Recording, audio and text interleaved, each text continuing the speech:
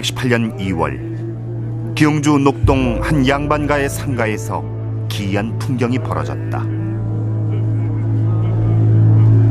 어머니를 잃은 슬픔에 굵은 제복 차림으로 통곡하는 상주. 그런데 그 주변을 수백 명의 일본 경찰들이 포위하고 있었다. 도대체 무슨 흉악범이길래 상주를 체포하는 것일까? 아이고.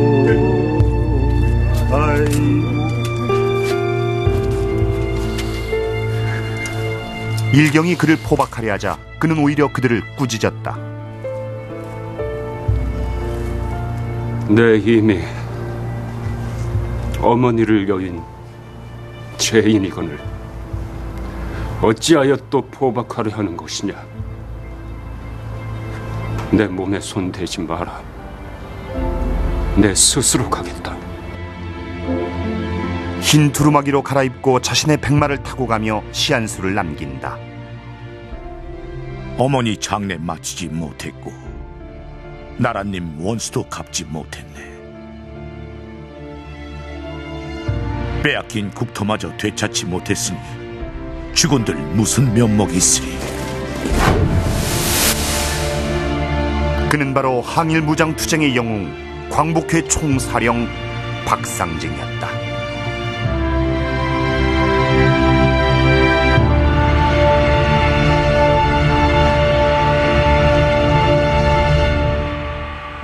광복회 총사령 박상진. 우리에겐 참 낯선 이름입니다. 우리가 일본의 나라를 빼앗긴 지 얼마 되지 않았던 1910년대. 이 당시 일본은 이른바 무단 통치라고 하는 폭압적인 지배를 해오고 있었습니다. 나라를 지키려는 의병들은 철저히 섬멸당하고 뜻있는 지사들은 모두 머나먼 만주 땅으로 떠나야만 했습니다. 우리 민족에겐 끝없는 고통과 절망의 나날이었습니다. 그런데 이 무렵 강력한 일제 통치에 파열구를 내며 조국 해방의 기치를 내건 사람들이 등장합니다. 바로 광복회원들입니다.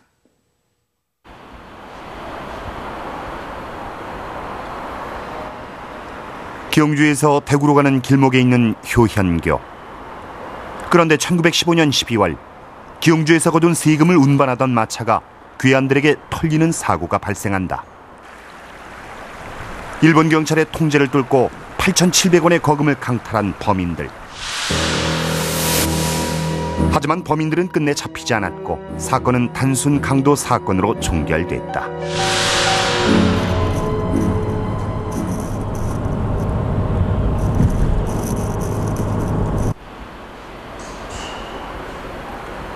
이 사건의 실체가 알려진 건 광복 이후였다. 이런 내용과 그날 세금 마차를 습격했던 범인들이 스스로 나타난 것이다. 고헌실기 약초는 광복회 총사령 고헌 박상진의 일대기로 백산 우재룡 선생이 구술한 책이다. 이 책에 세금 마차 습격 사건의 전모가 실려 있다. 해방 후에 우재룡 의사님이나 권영만 의사께서 성정으로 이렇게 자주 놀러 오셨습니다. 몇 번 놀러 오셨는데 그때 제 조부와 정조부님의 그 재종 동생 되시는 어른들하고 이렇게 막 여러 가지 이야기를 이렇게 나누셨던 모양입니다. 그 당시에 이제 우편마차 사건 또 이제 이야기를 하셨고, 이제 그런 걸 듣고 정조부님의 그 재종 동생 중에 휘가 맹자 진자 서지는 그 할아버지께서 기록으로 남기셨죠. 사건이 발생하던 전날. 경주 인근에 토지세를 싣고 가기로 돼 있던 마부의 집에 한 남자가 찾아온다. 이 남자는 다음 날 대구에서 의사를 만나기로 했다며 마차에 태워줄 것을 간청했다. 그 시각 또 다른 한 남자는 마차가 지나가는 효연교의 나무 다리를 부숴 마차가 지나가지 못하게 한다.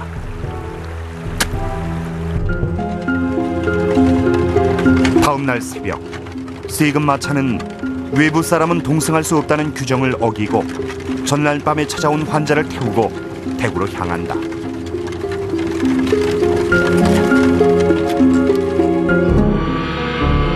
소태곡에 도달한 마차는 부서진 다리를 건널 수 없어 얕은 개울물로 건너기로 한다.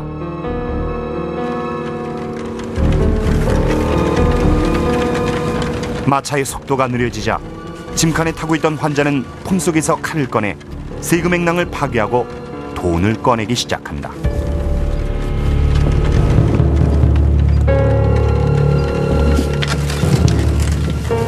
그리고 마차에서 내려 훔친 돈다발을 들고 유유히 사라진다.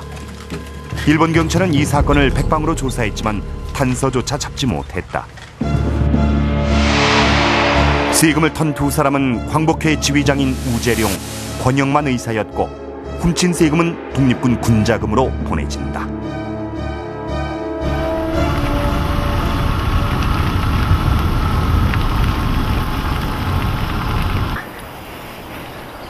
중국 라오녕성 단동시에는 항일민족영웅 이진용 선생의 공원묘지가 있다.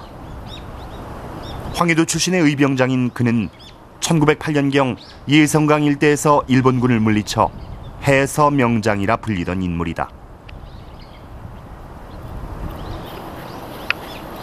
국내에서 의병활동이 어려워지자 만주로 망명해 항일운동을 펼쳤다.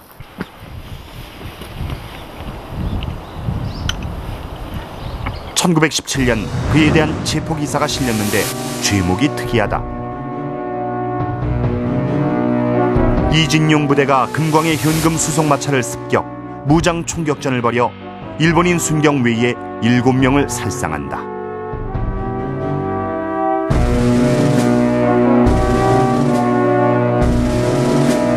운산 금광은 1896년 외국에 헐값에 팔린 금광으로 노다지란 말을 만들어낸 세계적인 금광이다.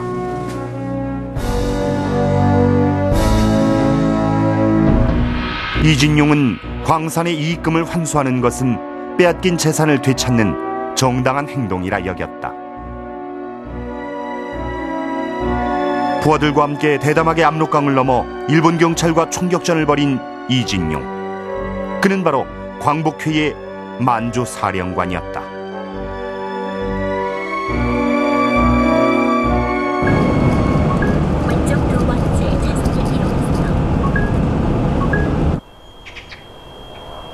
경부 구미엔 장승원이란 인물의 고택이 남아있다. 구한말 경상북도 관찰사를 비롯 요직을 두루 거친 장승원. 그는 연간 7만 5천석을 수확할 정도로 일제치하 제일 가는 부호 중의 한 명이었지만 그 행적이 악명 높았다. 장승원은 허위 선생의 추천으로 관찰사가 됐다. 그런데 1907년 허위 선생이 의병을 일으켰을 때 제공하기로 했던 군자금 조달을 거부하고 그 사실을 일경에 밀고 하는 등 친일 행각을 서슴지 않았다.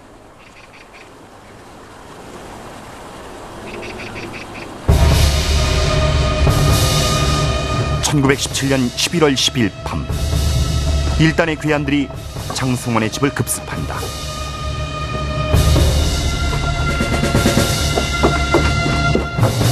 이들은 장승원을 처단하기 위한 시도만도 5차례에 이를 정도로 적개심이 높았다.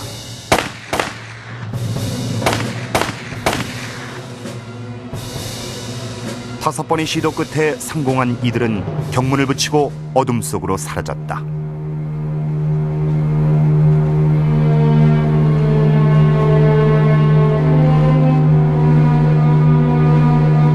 이들 역시 광복회 회원들이었다.